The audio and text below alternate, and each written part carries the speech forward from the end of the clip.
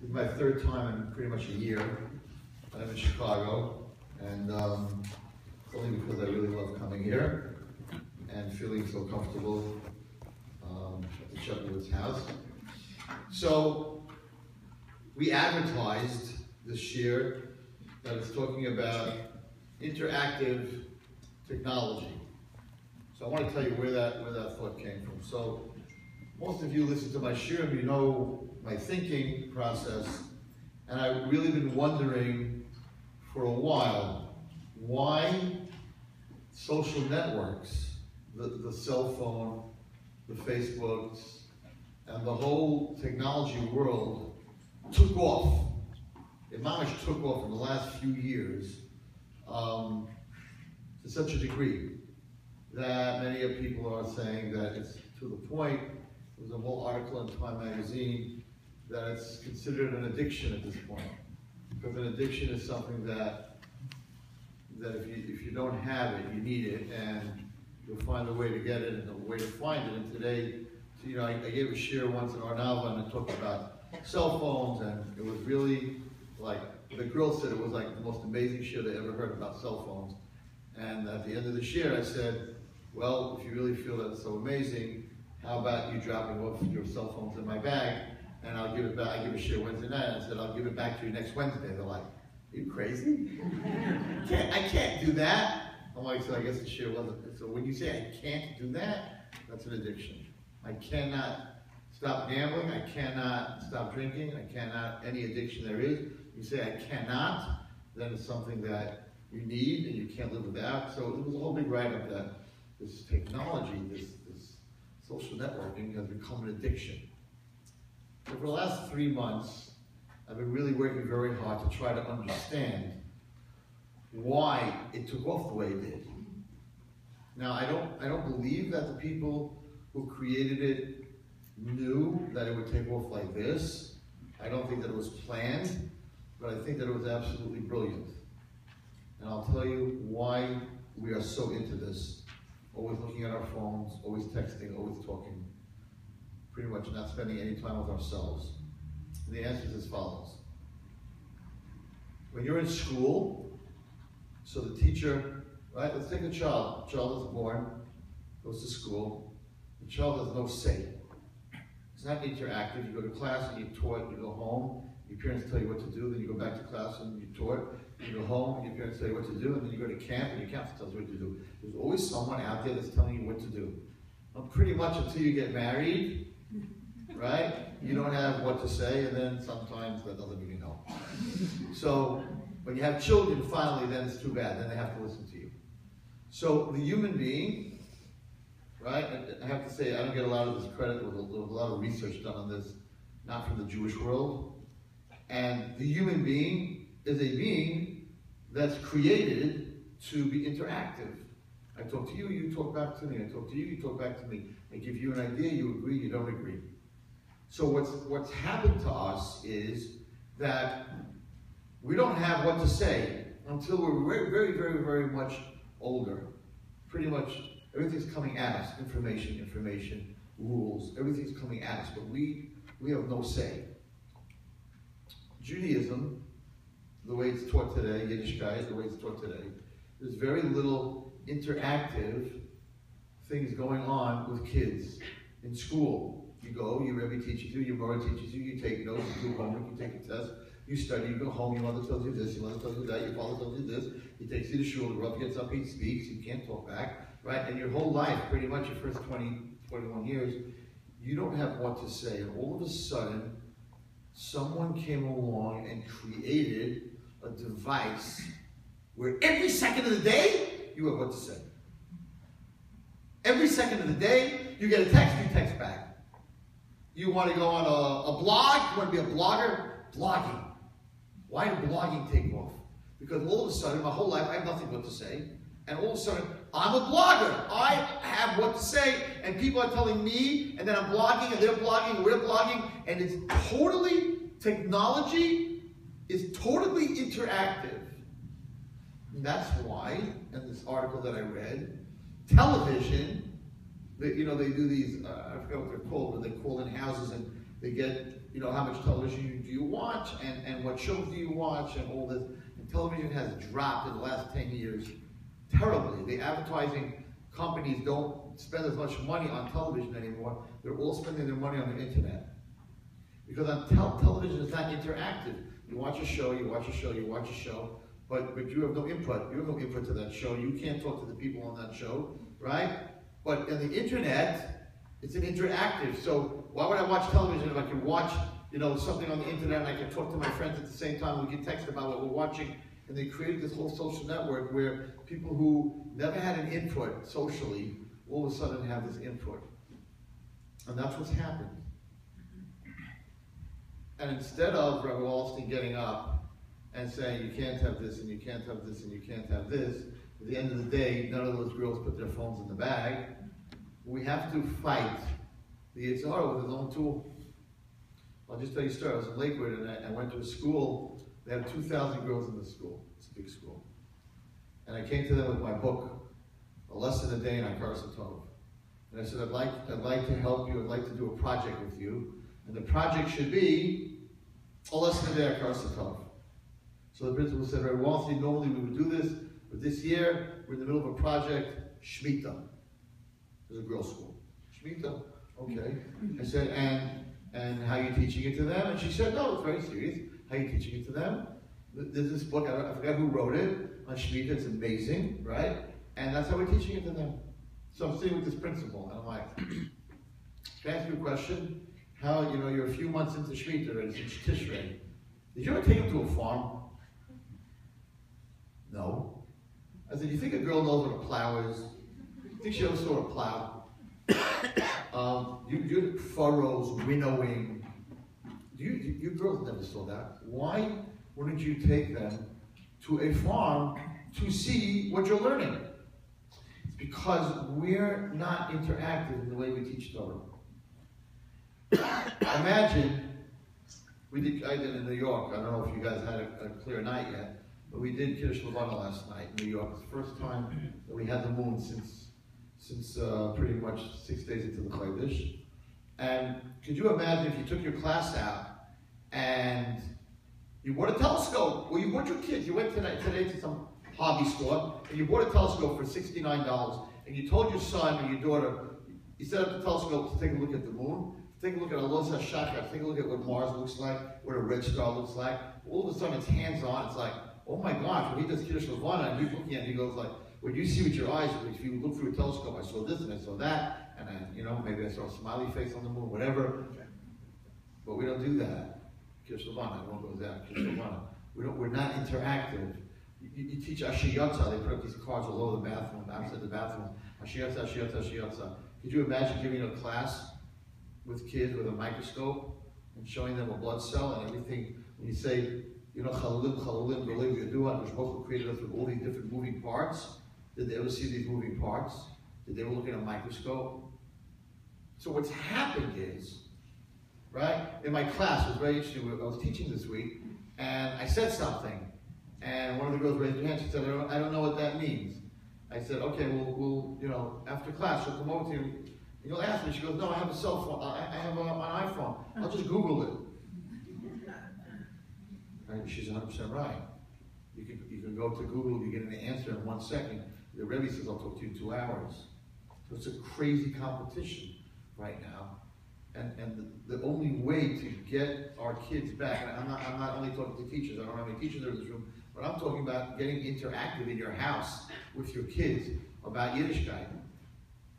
And how does one get interactive with your kids about Yiddishkeit? Well, the simplest thing to do is on a Friday night, first of all, let your kids be proactive and let them not only get from you, but you let them give. In other words, it's for the father to come home and say 100 pshatim that he saw in those papers when he was supposed to be singing L'chododi, and he came home Friday night and he's giving them a shir. That's all they're getting all the time. You need your table, your Shabbos table has to become interactive. So it can be, everyone should say something they learned this week. Everyone should work on a midah, come back next week and tell me how you did on that midah. Everyone at the table has to have input. If they don't, they will find something that they will have input, and it's usually that world. It's usually the social network. And wives and husbands, I went to a whole shalom bayis, we had a whole learn how to shalom bayis things, and wives and husbands, right, they're also stop becoming interactive. So they don't talk to each other, right? Because sometimes her head's not there, his head's not there, but but when he texts his friends, in 3 seconds he gets a text back. And when she texts her friends, she gets a text back. Especially if you have an iPhone, right? You could have a whole group. And everybody, you could have 10 people talking at one time. Could you imagine the godless? A person who nobody listened to, right? Who had no interaction or input. He is now, what do they call it? What is it called? The group. WhatsApp? WhatsApp, right? So you have WhatsApp. Here's a person, right? You go into your WhatsApp, you have 40 people, I guess, or 100 people on WhatsApp. You go to your WhatsApp, and you have input with 80 other people, when until now, nobody was listening to you. It's godless. It's fantastic. It's brilliant what they did. They tapped into the human being, what the human being needs the most. So our children and our husbands and wives and our rabbeim and our students, if we're not going to get interactive in our families and in school, we're going to lose everybody, because they're going to go to the world where everything is interactive. So in a person's house, for instance, you have little kids, the best time is to start when they're little. So have them put on a Shabbos play. Friday night after the meal, sit down. I did it as a kid. My father must have been brilliant. He must have seen this coming. But as a kid, every Friday night, we put on a play. My brother, myself, and my sister. We only had 3 of us. And we put on a play every Friday night. I know every single parasha, not because of what I learned in class. I know every single parasha because I was an actor in that play. I was Bilam. I was Balaam. My brother was like the Tzaddik. He was Avram. Once in a while I was the Chamor. I was Paro, that I remember. I didn't even want to be Moshe. I like being Paro. I was a king. I remember this law. I say it with a smile because I lived it. It wasn't just a parsha. It was life. And anyone who listens to my shiurim knows that I look at the Torah as something that's alive. And the reason I do is because my father was smart enough to make the Torah come alive. Since I was 7, I started when I was about 7 till I was about 13. He put on plays every Friday night. Amazing. And Purim play. And a Purim play. And he was the Hanukkah man. He used to get dressed up in a costume and a really scary thing over his head, whatever it was. The Hanukkah man used to come to give the present. Didn't just, let's go to Toys R Us. Pesach. No, the whole thing of Pesach, the meaning of my father-in-law, to walk around the table and say, we were brilliant way before they were brilliant. Because on Pesach, you're supposed to walk around the table and say, and this is how I looked when I went out of Mitzrayim. Come on. That's not how you looked when you went out of Mitzrayim. It was hot, it was a desert, you're in your house with the air conditioning, and then the beautiful tablecloths, right? But you're supposed to imagine, right, because it has to be interactive, it has to become alive. So we go around and we make believe that this was, and we always had a meeting in my house to make the maror before the Seder, to make the maror. Not to buy maror. You know, I told you, I think I mentioned here, there's a store in Borough Park called Landhouse. Many years ago, I went there to buy some stuff, some romaine lettuce, whatever it is, and I saw a jar of water, and it said on it, salt water, 99 cents. And 2 years later, they were sold out. I went there for paying. I said, where's your salt water? Oh, we sold them out. I'm like, people don't have time to make salt water? No. Pre-made salt water, pre-made, charoses, everything is pre-made. So you're not interactive, you're not alive, it's not living. And that was my father's secret. And we had games, we had parsha games. On the way to shul, he would say the first and last letter of a pot, like Vav Al would be by Yikra, and me and my brother would have a contest. It was alive, it was exciting. Because if we don't make Yiddishkeit exciting and alive, and we don't make it interactive for our children, then what's going to happen is they're going to be on social network all the time. And if we don't have the ear to listen to our wives or our husbands, and we don't have the ear to listen to our children, they will find someone who has the ear. The internet is open 24/7. Everybody's listening. Everybody's talking and everybody's listening. So if you're not going to listen, the person that you're having a relationship with is not going to be talking to you anymore. It's going to be talking to that world, and that world is huge. and it's a $1 trillion business today, because they have tapped into the most important thing in a human being, and that is every human being wants to be heard. And on the internet, you are always heard, every second. You send a text, you get it back. You send an email, you get it back. If you're on the website, it's a whole psychological thing. So we have to create that in our families. That's the only way it's going to work. And I spoke about the Good Convention this year, and I spoke to the teachers, and I spoke a little bit in Torah. That if our Rabbeim and our families are not going to start making this come alive, they're going to go where it comes alive. So it's just it's interesting, because that's part of what I want to talk about, but just so that you understand, relationships. So there's a Medrash Tanchuma, very fascinating Medrash Tanchuma. I learned Medrash Tanchuma Motzei Shabbos. Motzei Shabbos, well, somebody's phone. Motzei Shabbos, somebody's not going to have the recording anyway. I don't know if you just put it back up here.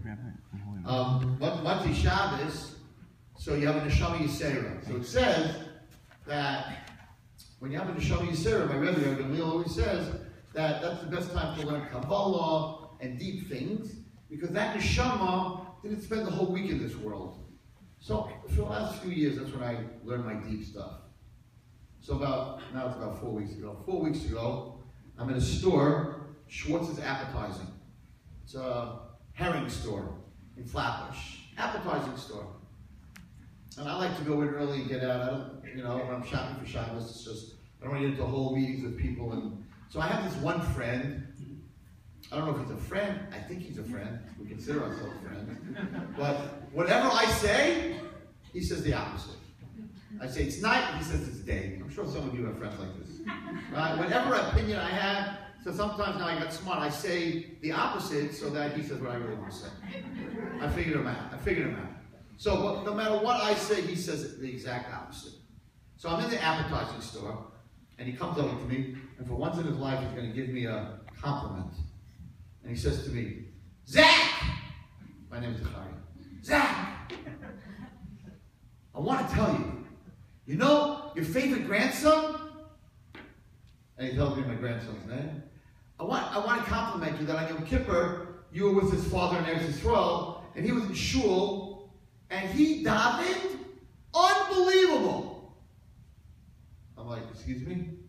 Shia, your favorite grandson. It's my oldest grandson. He said, excuse me, but I don't have a favorite grandson. Now this guy, he messes with me all the time. And there's some people in the store, and he goes, Wallerstein, Rabbi Wallerstein, the famous speaker, you don't have a favorite grandson, but every normal person has a favorite child and a favorite grandson. You're different. I'm like, no. I honestly can tell you that I don't have a favorite child either. Baruch Hashem, I have 5 daughters. I really love my daughters. You made me think about it for a second, right? And I'm like, I really love my daughters, all 5 of them, equally. Impossible. Everyone has a favorite child. Well, Haraya, he said something very interesting. It's pretty true. The kid that annoys you and aggravates you the most, usually not your favorite, is the one that's most like you. Because you see yourself in that child, and you're like, your hope is that that child will be what you really should have become. So you push that kid much harder than you push the other kids. Because the other kids are not like me, so I don't expect anything from them.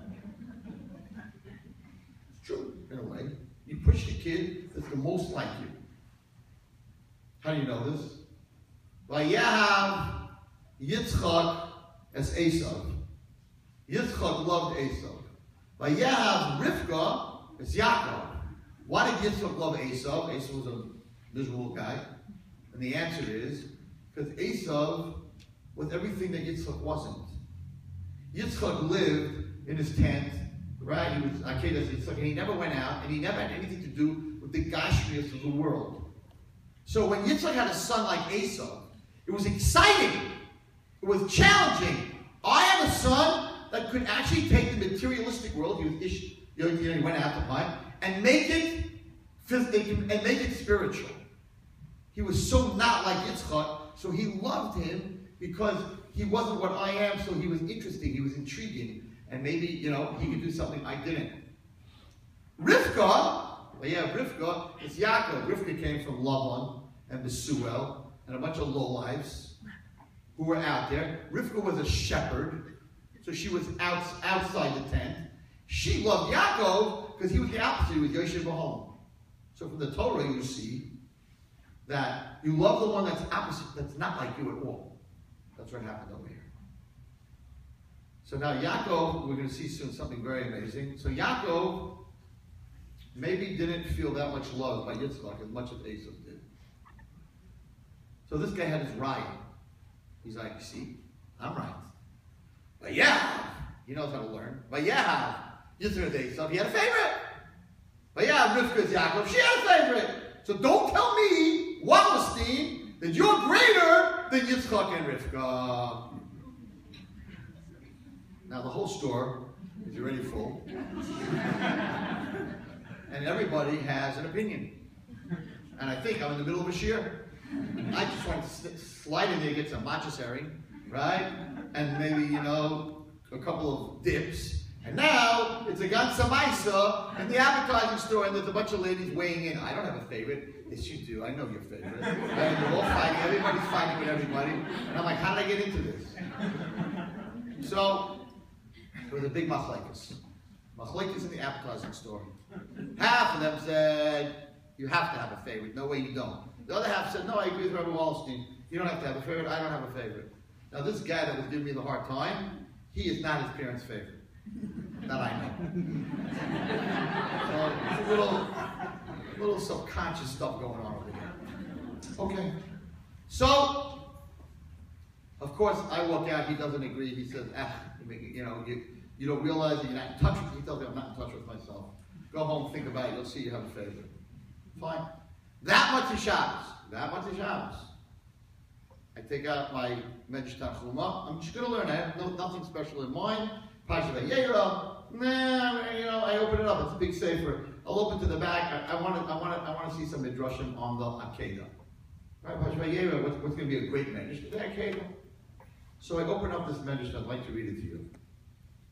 So when Hashem told Avraham Avinu to take his child, he didn't say take Yitzchak. This is what he said. Vayomer, kach na es bincha. So first of all, for all us parents who tell our kids, you have to say please, and they're like, where do you see that in the Torah? I get this all the time.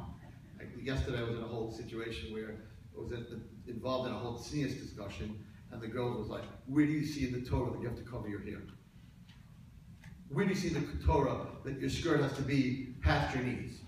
So the skirt past the knees I couldn't answer.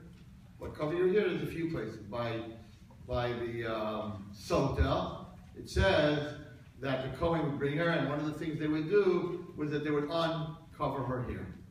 So we see that her hair was covered. Also by Om Ben Peles, when Korach came to get Om Ben Peles, so it said that she sat at the edge of the tent, right? And she didn't want Korach to come in, so she uncovered her hair. When he saw the woman with her hair uncovered, he said, I don't want that guy part of, he was a big tzaddik. I don't want someone married to someone like that to be part of my adasa. So we see different places. The skirt, exactly how long the skirt has to be. I said, you just have to know what tznius is exactly. Everybody wants to know, where does it say it in the Torah?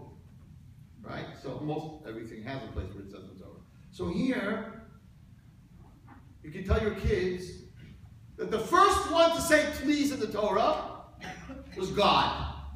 And if God has to say please, darling, you need to say please. So it says, please take your son. Hashem said, please. Okay, most people don't know that. So now tonight you're going to leave, you're going to go to your kids, you're going to say, you didn't know God said please? But he didn't say who. He just said, take your son. Amalo! Avraham Avinu says to Hashem, Eizeh ben? Which son? I have two sons, Ishmael and Yitzchak. Now Avraham Avinu actually thought he was supposed to take Ishmael, because God had just told him by the Bris Ben of Sarim that from Yitzchak is going to come the whole generation of Klal Yisrael, and now God's saying, kill your son, so it must be Ishmael. Because Hashem never told him that for Yishmael. So he's thinking Yishmael. So Hashem says, take your son. Amalei is a ben, which son? Amalo, Hashem says to him, Es Yechidcha. You're only one. You're one. You're only one. Amalo. So Avraham Avinu says to Hashem, Zeh Yachid Li'imo, V'zeh Yachid Li'imo. This one is an only son to Sarah, and this one's an only son to Hagar. So I still don't know who you're talking about. Hashem says, we'll get to it. Amalo. Here we go. Hashem says to Avraham, Asher Ahavta. Take the one you love. Amalo. Shnei Mani Ohev. Abraham says, I love them both. I love Yishmael, and I love Yitzchak. I still don't know who you're talking about. Now I get very upset when I read the next line. Amalo, Hashem said to him, Is Asher Ahavta Harbe, the one you love more. Oh my goodness, I said to myself, I am done. I will never tell this guy there is such a medrash. But Hashem himself told Avraham, you have a favorite. And if Avraham has a favorite, then Wallerstein has a favorite. I was very upset. But the medrash isn't over. So Hashem says, Is Asher Ahavta Harbe, the one you love more. Amalo, said Avraham Avinu, V'chi yesh gevul b'me'ayim. I'll read you the English. Is there a limit for feelings of love in one's gut? Like Hashem, what are you talking about? I don't have a favorite, said Avraham Avinu. I can't love both of them equally. So Hashem said, take the one you love more. Avraham Avinu said, I don't understand. What are you talking about? Love more? Isn't there enough room in a parent's gut, heart, to give two children equal love? So Hashem finally said, I cannot find a difference in Avraham Avinu's feeling for his two children. So Hashem said, Es Yitzchak. I have to be clear and tell you who I'm talking about. I'm talking about Yitzchak. Now, what is this all about? Hashem knew, Avraham Avinu is giving God a lesson on relationships. Avraham Avinu is telling Hashem, what are you talking about? Don't you know that you have enough love in your heart to love everybody equally?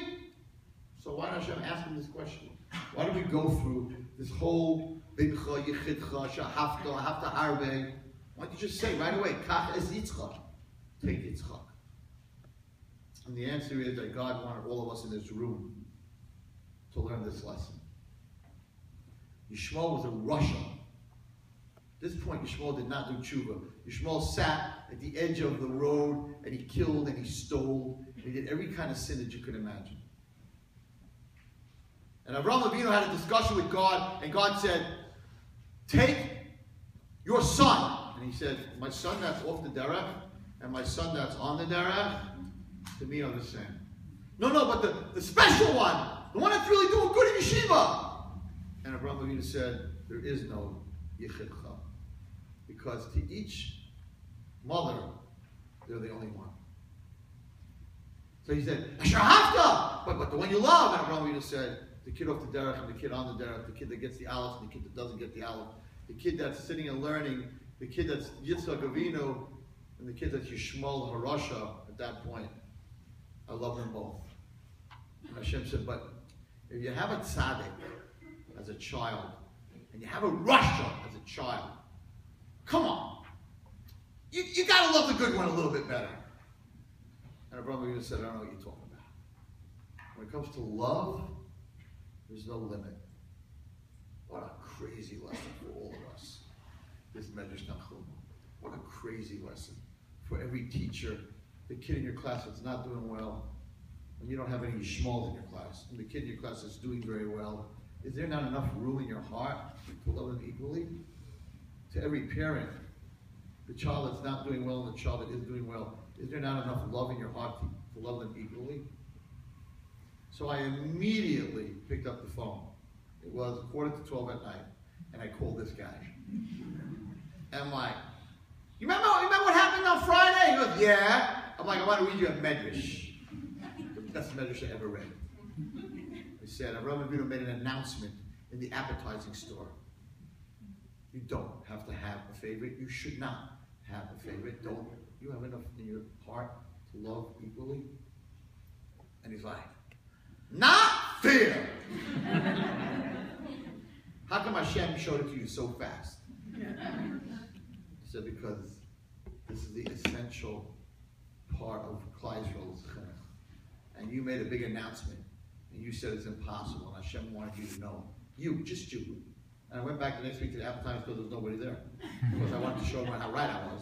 Because nobody showed up. Every Jew has enough room in their heart to love every Jew, whether they're good or bad, whether they're religious or not religious, whether they speak the same language or don't, whether they cover their hair or they don't, whether they're from or they're not from. Avraham Avinu says, when it comes to us, there's enough love in our heart, Hashem, to love everyone equally. And the beauty of this medrash is that he said it to Hashem so that Hashem himself, God himself, Avraham Avinu was saying to Hashem, if I have that ability, and we're talking a minute about Rachel Imenu, if I have that ability to love my son Yishmael, the same as I love my son Yitzchak, you're God, you surely have to have that ability to love every Jew equally, whether he's doing mitzvahs, he's not doing mitzvahs, whether he's good or whether he's not good. Hashem, don't you have enough love in your heart to love us all equally? And of course, that was Avraham Avinu always did Simon, Tov Labanim. He did this for us. Now there's a Medrash Rabbah, very important Medrash Rabbah. It's actually in Eicha. It's not in Chumash, it's in Eicha. What this is, a very amazing Medrash Rabbah about Rachel Imenu. But it has to do with what I'm speaking about. I want to tell you this Medrash. When Klal Yisrael was being destroyed, and the Beis Hamikdash was being destroyed, we were being slaughtered. Yirmiyahu HaNavi went to Avraham Avinu and said, go in front of Hashem and break the Gzeirah. So Avraham went, and he said to Hashem, you have to save my children. And Hashem said, but they're Oivdei Avodah Zarah. They serve idols. Avraham went, they serve idols? Forget it. Yitzchak Avinu came, Yirmiyahu brought him in front of Hashem. He said, you have to save my children. Hashem said, they serve idols. Serve idols? Forget it. Yaakov Avinu came and said, Hashem, you have to save my children, my shvatim. Hashem said, they serve idols. Serve idols? Forget it. And finally Moshe Rabbeinu came, and he said, I'm the shepherd. And Hashem said, but they're serving Avodah Zarah, Bichlal, not just the Erev Rav, the whole Klal Yisrael. Moshe Rabbeinu said, forget it. And we were done. We were done. Now listen to what happens in this medrash. Kapsa Rachel Imenu. Rachel Imenu wasn't called. She jumps up. She's Mama Rachel. She jumps up. And she says the following. Now the reason I'm telling you this, part of the way we're taught is that the Avos and the whole Torah, like they were superstars. They were malachim. They weren't human. Chas v'shalom. Because you would not be able to learn anything from the Torah if Moshe Rabbeinu and Yosef HaTzadik, this week's parsha, his test and when he went through and he almost fell, if they were angels, then what are we learning about them for? It's like studying, it's like learning about birds, but I can't fly, I can't jump off a house and fly, so what am I learning? If the Torah is about angels, there's no reason to learn the Torah. So they were very, very human. But I think the most expressive medrash about our imos and our avos being human is in this Parshas Eicha. It's an amazing, amazing medrash, and everyone in this room needs to hear this. And it'll give you a lot of kayach. So she jumps up, V'amra, and she says, Rebbeinu Shalom, Creator of the world, Galoi Lefanecha, you know, it's revealed in front of you, She Yaakov Avdecha, you know that Yaakov, your servant, Ahavani Ahava Yisera, Yaakov Avinu loved me with an excessive love. She's telling this to Hashem. She's talking to Hashem. She wasn't called. And he worked for me, to get me, for 7 years. And when those 7 years were up, and I was time for me to marry Yaakov. Ya, it's Avi, my father came, to switch me, Labali, to my husband. The Shvil Achoisi for my sister. Now, the way I learned this story, she said, sure. I don't want to embarrass my sister. Sure. I'll give over my secret code to my sister. Rachli Meinu. Like Hayya V'Lo, that's not what happened. Listen to what she tells God. V'hiksha olai hadavar ad ma'od. No way is my sister getting my Yaakov. This, what my father wanted to do, was so hard on me. I wasn't giving up. He was in love with me. I loved him. He worked for me. No way. My sister's not getting me. And I went through my seminar and I'm like, how many girls here would, you're engaged and you're going to get married, and the day that you're supposed to get married, right, you have an older sister, your father shows up and says, no. You're not marrying him. Your sister is. I'm like, how many girls in seminary would say, sure. No problem. Here's my wedding dress.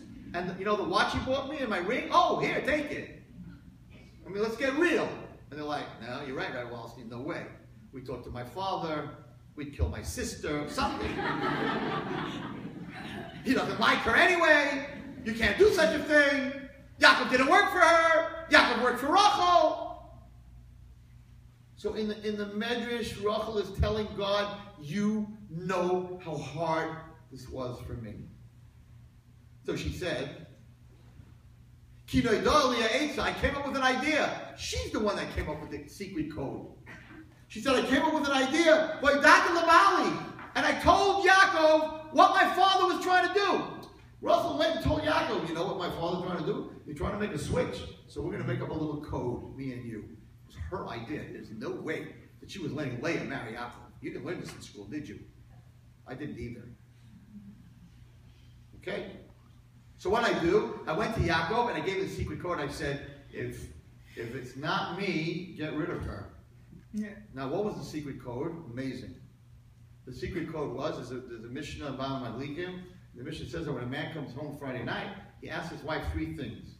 Asarti, did you give Meiser? Did you give Challah? Arafti, did you set up an Eruv? And Hidliko Saneros, did you light the candles? So Yaakov and Rachel made up that he taught her this Mishnah. And Yaakov said, Rachel, when the lights are off, I'm going to ask you in the room, what are the 3 things a man has to ask? And you say, Asati, Arafti, Hidliko Saneros, and I know it's you. Because Leah doesn't know this Mishnah. Perfect plan between the 2 of them. He knew that they were trying to get these 2 planned. There's no way Leah is pulling this off on us. It was Rachel's idea. Okay?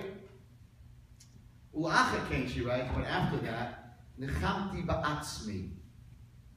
I went into myself. And I looked at myself. And I had charata. V'sovalti es kavasi.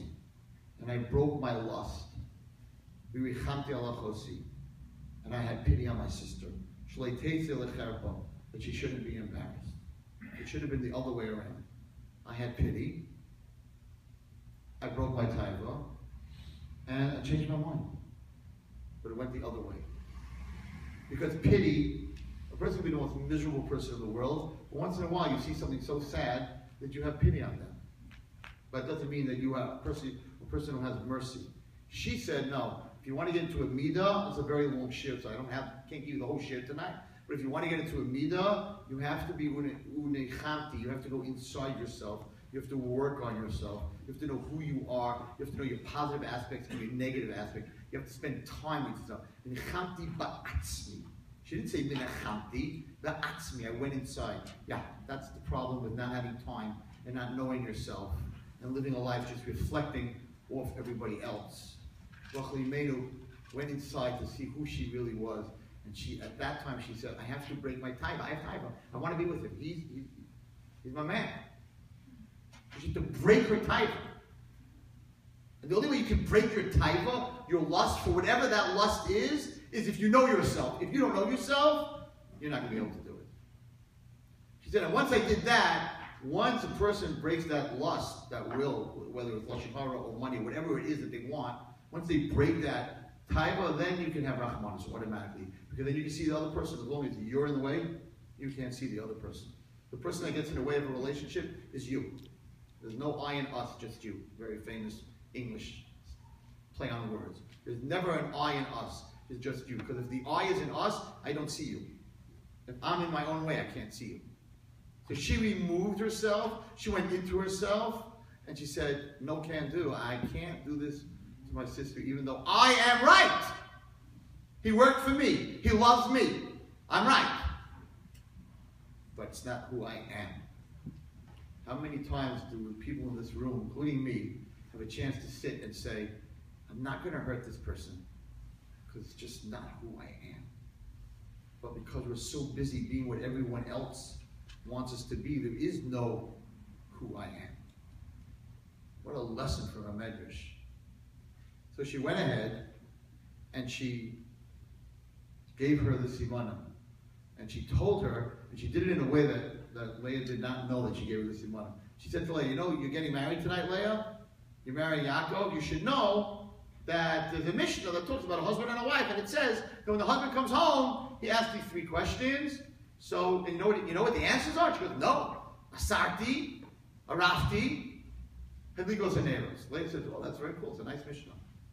That night, when Yaakov asked Leah the question, she's like, wow, I know the answer. And she told Yaakov the answer, never knowing, Rachel never said that it's a secret and there's a switch and got some ISIS. And that's why later on, when Rachel asked for the Daduim, Leah said to her, you want to steal my husband again? And Rachel should have said, I stole your husband, you stole my husband. But she couldn't tell her that, because Leah never knew. So Leah didn't understand, I married Yaakov, why did Rachel go marry him afterwards? Rachel did this mitzvah because once everyone in this room, once you go into yourself and you find out your goodness and what you can do, she did this mitzvah without letting Leah even know that she was doing it. But the only way to do that is to have the ability to go inside yourself. Then you can break your midah. And she says, and therefore I wasn't jealous of her. I didn't let her be embarrassed. And now she turns to God. And she says, Uma'ani, shani basabadam, surely me. I'm a human being. Like Hinasi with Sarah, I wasn't jealous of my sister. She called her Sarah because the second wife is called Sarah. And I didn't embarrass her. You're God? I'm not jealous of my sister and you are jealous? I'm an idol? And Hashem said, I hear you. And I'll listen to you. And I promise you I won't destroy Klal Yisrael. And he said, you have a reward, the pulosech. You have a reward for your work. What was her work? Her work was that she went inside herself and broke her taiva. And everybody has that koyach. Everybody has that koyach. Everyone has that strength. You have to spend some time with yourself. You have to get to know yourself. And then you can become a Rachel Imenu. So I'll tell you a story. I don't really want to talk about it. I've thought about, should I talk about it? Shouldn't I talk about it? But even though I'll lose my schusim for doing it, I want to explain to you something.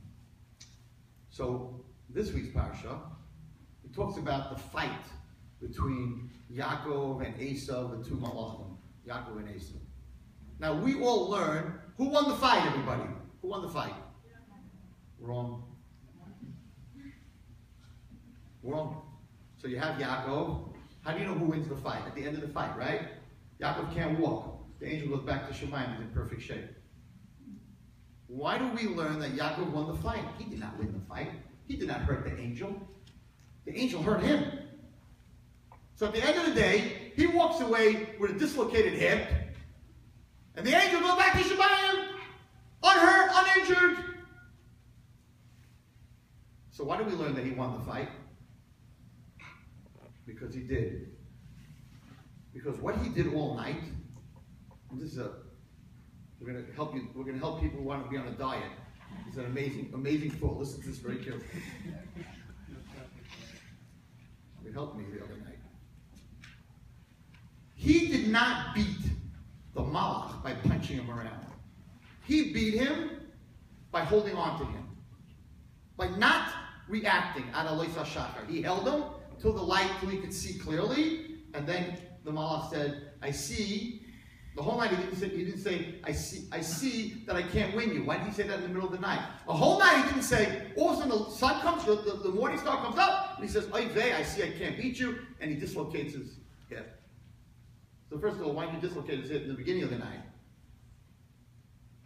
And the answer is beautiful. And the answer is that how do you beat the Satan? You beat the Satan by not reacting right away. What Rachel Imenu did, if she would have reacted right away, she would have never let Leah marry. But she went inside herself and she thought about it. And by internalizing, that's what happened. The power of the Satan is immediate gratification. And anyone who eats things they're not supposed to, it's like, it's in front of you, you eat it. If it's not there, you don't eat it. Right? Immediate gratification. In our generation, that's what it's all about. Yaakov was able to hold him a whole night. So the Satan said, you're not a good guy for me. I can't get you to, immediate gratification. You have a whole night. Now the light's up. It's over. The whole thing's over. And the movie, when you turn the lights on, you can't see the movie.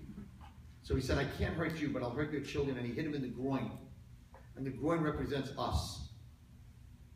And the Satan said, I can't hurt you, but I will hurt your children. And I will take the beauty of Yiddishkeit, like Avek, I will put dust on the Kisei HaKavod, I will be dust on Judaism. I go around and I'm like, tell me something. I did it this week in class. I said, in a boys' class and a girls', tell me something that you think is beautiful in this world. And one guy said a Maserati. Another guy said a pretty girl. Another guy said a nice house. The girls, of course, would not talk like that. They're like, I went to a museum and I saw art. And one girl said a rose. And another girl said a butterfly. And the other girl said a beautiful dress. And the other girl said a beautiful scarf. And then one married lady in the back said, a good sheitel. Whatever. And then one girl said, Louboutins! The shoes with the red on the bottom. Those are beautiful shoes, Rabbi. And when I got finished, I said, it's so sad. Because not one person in that room, and they were all religious, good girls, said the Torah. And not one girl said Judaism. And not one girl said God. And we had a whole discussion. They said, well, you don't describe God as beautiful. And then last night in Naava, when I gave my shir, there's an older Russian woman who's just the biggest tzaddikista. And I said to them, there were 70 people there, and I said, describe something that's beautiful. She was the first one to answer. She said, God. And I said, Malka, God? God's beautiful? She goes, it's just being connected to him is just a beautiful feeling. But nobody else said beautiful. And the power of the Satan was by Yovei Imo, the whole fight was to put dust. Dust takes away your beauty. The silver gets dull. It takes away the beauty. That was the fight. That's what he said. I will hit you in the groin. Your children in 2014 won't find Yiddishkeit beautiful or interactive. That was their fight. And Yaakov Avinu, who was very upset, said, I'm not letting you go. You just cursed me. You cursed my children. I'm not letting you go. You have to give me a bracha. And the Satan said, okay, Yisrael, Yashakel. I give you a bracha that Klal Yisrael will be able to see clearly with no dust. Yashakel, clear, no dust, no sand, nothing in between. And he said, now I'll let you go. That was the bracha that we got. Who did we get it from? The Satan. What are we called? B'nai Yisrael. Who named us Yisrael? This Malach. He named us Yisrael. Why are we called B'nai Yaakov? We're called not B'nai Avraham, not B'nai Yitzchak. We're called B'nai Yisrael. Because the bracha that we need in Galus is that we're B'nai Yisrael, Yashakel. That we can see straight. So I'll tell you what happened this week. This week, Monday night. So I went to try to see a horse at rehab. We're trying to open a rehab, so this place I went was like 4 hours each way. So I didn't get to eat a whole day. And I came home, I was starving. And I said to my brother-in-law, it was like 11 o'clock at night, 5 to 11 at night. I just finished davening, and I was like, there's a restaurant called Essen, whatever, on Avenue J, and they have the greatest, sandwiches. And I don't know why. I'm not expecting, but I had this thing that I wanted a certain sandwich, and maybe I was expecting. And I wanted a corned beef sandwich, lean corned beef, dug out, whole wheat bread, toasted with mustard. It was like, whoa! And a square gabila quick knish, cut in half with mustard in the middle. And I'm like, I don't know what time they close. So I'm on the phone with my brother-in-law, and I'm like, I don't think I'm going to make it because I'm at least 10 minutes away. And I think that, and he says, they close at 11. Why don't you call them? So I pick up the phone. I have it on speed dial. And she picks up the phone. I'm like, it's Rabbi Wallerstein. You guys closed? She goes, we're closing. I'm like, could I get scooped out, whole wheat, toasted, lean corned beef sandwich with a square knish? She goes, she waits a second. I'm like, please. She goes, yes, it's still, yeah, we can do that for you. I'm like, yes. Thank you very much. So I come to that. I wash, take a piece of bread, I'm taking it to go, taking it home. As I'm looking out, there's this very poor bag lady, poor bag lady, who walks into the restaurant. I need something to eat. I want to buy 2 francs. The manager of the restaurant, not the manager, like his assistant, goes over to her and says, please leave, we're closed. But I'm hungry. We're closed. But I'm hungry. Get out. She starts using every 4-letter word you can imagine.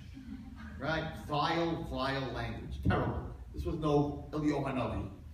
I always had this, maybe it's Eliyahu Hanavi. No. This was not Eliyahu Hanavi. It's definitely not Eliyahu Hanavi, that's for sure. So she walks out. I'm the next guy out. They close it. They lock the door. Right? I get my cell phone, whatever. I walk out. She looks at me and goes, I don't understand. Why don't they want to serve me? I'm like, okay. She goes, I'm hungry. I'm like, well, maybe what would you like to eat? I'm thinking, I'll give her my knish. She ain't getting that sandwich. No way. She goes, a corned beef sandwich. I'm like, God, come on. Come on, Hashem. Come on, that's not fair. You set this up. This is a setup. I had the corned beef sandwich. The place is closed. They took the meat already into the fridge. I'm like, would you like a square knish? I don't like knishes. I'm like, and I'm thinking to myself, she has like 8 bags. I'm thinking to myself, she definitely has food in there. She's a hoarder. She's not going to eat the sandwich anyway. She's not going to eat the sandwich. She's going to take it home, and it's going to rot. She's going to throw it out. I am not giving her the sandwich. And I'm like, I'm really sorry. You don't want my knish, have a good day. And I start walking to my car. And I'm walking to my car, and she's just standing there in the same place. And I'm walking to my car, and I'm like, how are you going to eat the sandwich? You're going to go home, you're going to sit down, knowing that maybe she is starving, maybe I'm wrong with all those bags, and you're going to sit here and eat that in your house? And I turn around, I'm like, I can't believe it. And I go back, and I'm like, it's your lucky day. I bought a corned beef sandwich. And she's like, really? I'm like, I know, but you like it fatty, right? I got it lean. You don't want mine. She says, thank you so much. And I handed it to her, and it was so hard. And I'm still thinking, she's not going to eat it. And I go back to my car, and I sit in my car, and I'm like crying, and I'm like, that's just what I wanted for like 2 hours driving home. I was like, corned beef sandwich, going to Essen. And I went home, and I had the square knish, but I didn't have the corned beef sandwich. And I said, I'm never going to tell anyone in this world this story. Because in Shemayim, I think it's probably, it might sound silly to you, but probably that was my Akedas corned beef. You want something that bad. And I said to myself, the reason I'm repeating it to you is that my immediate reaction was the same as Rachel. My immediate reaction, your immediate reaction, what are you talking about? She's a bad lady, she's not going to eat it, she cursed. So she's not only unhealthy, I don't even know if she's Jewish. You have all these different excuses, but if you go inside yourself, you're like, but how am I going to eat that sandwich? When maybe this woman is hungry, that's the power of being the Tzahara, not reacting right away. Now, what does this have to do with dieting? So a few months ago, and I'll end with this. A few months ago, I was flying somewhere in the United States, and I bought a book on diabetes, because I'm a diabetic, and how to control diabetes, and what you could eat, what you can't eat. And one of the chapters said something fascinating. And it said the following. If you want to diet, if you want to lose weight, you want to control what you eat, Tell yourself, you come home, I also love dipsy doodles. You come home and you got a bag of dipsy doodles, and you had a whole day, and you finally come home and you said your cold seltzer, you sit down, and there's that bag of dipsy doodles, 140 calories, I don't know how many carbs, trans fats, trans oils, all that stuff. But you love dipsy doodles. This is what you need to say. I'm going to eat you. I'm going to have this bag, but not right now. In a half hour. You will not eat that. You will not eat those dipsy doodles. If you go to a restaurant and you're going with your friend and there's a birthday and there's cake, so it writes in the book, tell yourself, I will eat the cake, but I'm not going to eat it here. I'll take it home. You know what happens when you take home that cake? It goes into a little cardboard thing you put in your fridge. You never eat it. You're like, I'm not eating that. I'm on a diet. But in the restaurant, you would have eaten it in a second. Most of the leftovers, I'm sure reading this in the book, most of the leftovers that you take home, you know, after you finish eating, you have leftovers, and he's like, pack it up!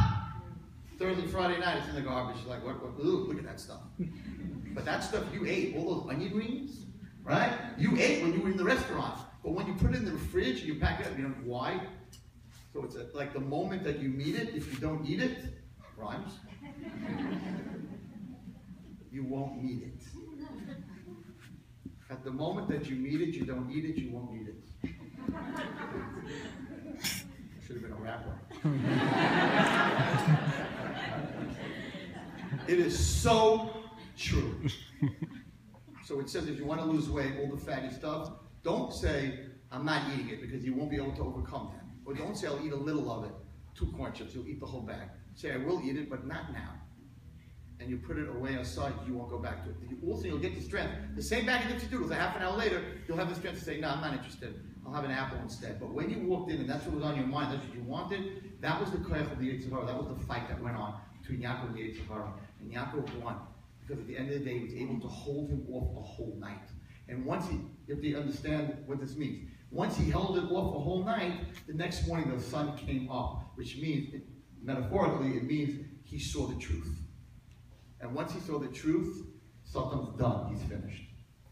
The koyach of a person is to be able to go inside themselves and stop being busy with your reflection. I told you the story with the mirror with the Band-Aids. You all know that story? Right? No, you don't know that story? Okay, so we'll end with an interesting story. I know it's late, 2 minutes. So this guy is a shicker. He's a drunk and he goes to the bar all the time. And his wife tells him, if I ever catch you going to the bar again, we're going to be divorced. I'm going to take all your clothing, we're going to throw it out the window. No, he says, I love you, I will never go again. That night, first night, she's snoring away. He's like, I need a drink, I need a drink. So he runs down the stairs and he goes to the bar and he gets drunk.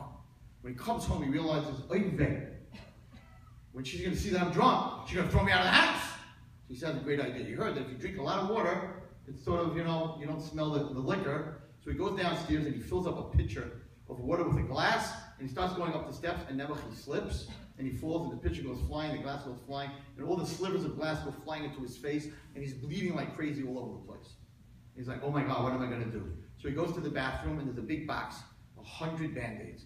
Oh, Baruch Hashem.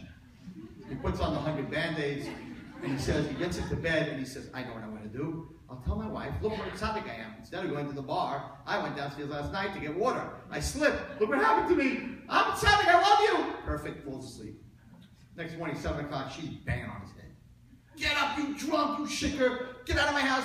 Take all your stuff. He goes, what are you talking about? You went to the bar, you were drunk last night. I was not drunk.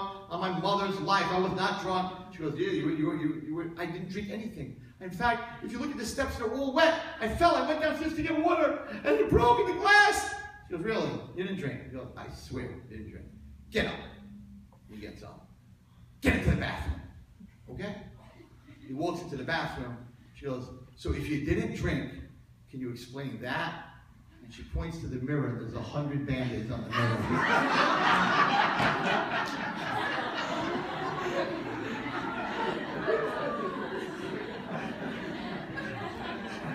Stop putting Band-Aids on the mirror. Stop fixing your reflection. You got to put Band-Aids on yourself. Stop putting it on the mirror. That was the goddess of Rachel. She went inside herself, the toughest hour of her life, when she had to give up her Yaakov. She went inside herself And by going inside herself, she was able to break her taiva, and she was able to look at the other person and have rahmanis. And the merit of Medrash Tanchuma tonight, Kodesh Baruch Hu, God, we know that in your heart there's enough room to love all of us. And when Mashiach comes, he says, "V'kavetz nitchei Yisrael." Nitchei Yisrael means the Jews that are pushed out, but Hashem will gather them too. Because surely if in Avraham Avinu's heart there are no favorites, and in Rabbi Wallerstein's heart there are no favorites, surely in God's heart there are no favorites. And for those who have children, let them know, good or bad, we love you all the same. And for those who are not married yet, don't forget when you bring up your children. Every one of them has to think that they're your favorite. Because if you ask any kid, they'll say, "Oh, I'm my father's favorite, I'm my father's favorite." That's fine. But you cannot have any favorites. We will be Zoicha, Bezrat Hashem, to see Mashiach and the Beis Hamikdash from Harry and Manuel. Thank you very much. Amen.